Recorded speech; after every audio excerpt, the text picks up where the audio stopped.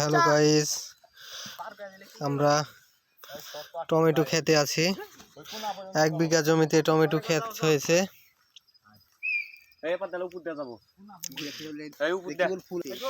কি বল, গাছে ফুল আসছে, দেখেন কি সুন্দর ভাবে ফুল, কি সুন্দর, কি সুন্দর ভাবে ডালে ডালে ফুল আসছে। ফুলগুলো দেখেন। আর সবাই ঠিক মতো খেতে সার বীজ দিবেন, ভালোভাবে বিষ প্রয়োগ করবেন, তাহলে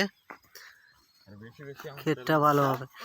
আর সবাই বেশি বেশি করে আমার চ্যানেলটা সাবস্ক্রাইব করবেন, বা লাইক করবেন, কমেন্ট করবেন, শেয়ার করবেন।